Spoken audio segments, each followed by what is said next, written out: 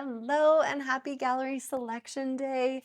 I am so excited to show you the images that were captured during your session. So I've created this how-to video on how to build your gallery. To get started, you're going to receive an email from me. It's going to look like this. Be sure to read through it. It has a lot of important information in it, some of which we will not be going over in this video. Once you get to the bottom, you will notice that there is an expiration date. Your gallery selection window does expire. However, I'm more than happy to extend that. Just send me an email and I will get it taken care of for you. So to get started on building your gallery, you are going to click View Gallery, and this is going to bring you to your gallery selection. If you scroll down, you'll start to see all of the images. A couple of things that I do want to point out is that one, these are just base edited images, which means they have not gone through my full editing process.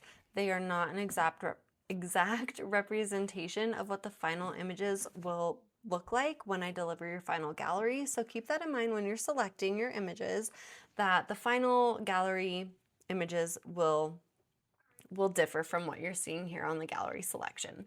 Another thing I want to point out is that you may see some photos that appear brighter than others. That's because these are probably photos that I edited for your sneak peek, for my portfolio, my style guide, or something like that. So these images are fully edited. However, the majority of them here in this gallery selection are not. So again, just keep that in mind. Another thing too, these images do have a watermark on them and they are not available for download at this point. Right now, this is just your gallery selection, so these images are just for viewing and making your selections. Once I deliver your final gallery, there still will be a watermark cover that will drop off when you download and when you print. And yeah, so let's get started on how to build your gallery. So you'll see that when you are hovering over a photo, a little outline of a heart pops up. So if you click on that heart, this is going to pop up. I've created two favorites lists for you. One is your gallery selection. That is for all of the complimentary images that come with your session. The amount that's allowed in this depends on the length of your session or the type of your session. And then there's an additional digital photographs favorites list, and that would be for any photos that you want to add to your gallery that go beyond what your session came with. I always recommend by starting with your gallery selection, get that one full first, and if there's any extras that you want to add, then you can go ahead and add them to your additional list. So to add them to your list, all you do is click on the list you want to add them to. And then once that gallery selection limit has been met, it won't let you add any more to that. So you would either have to go, and I'll show you this in a second, go in and remove some photos, or you can start adding to your additionals list, which is the same process. You're just clicking on the additional photographs list now. So you just go through all of your photos. You can click on them to kind of, it doesn't really make it a whole lot bigger, but it kind of solos it out. Go back. So if you want to remove a photo or you want to just see what is in your favorites list, if you kind of just give a little scroll up, this favorites icon is going to pop up. Click on that. These are your two favorites lists, and when you click on them, it will show you all the photos that are inside that list. If you want to remove a photo, let's say like right here, these two photos are very, very similar.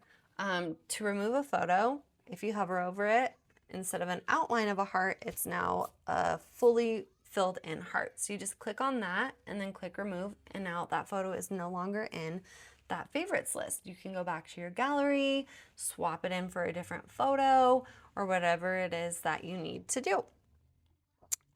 So once you have your gallery selection filled and any additional images added that you want, your job is done.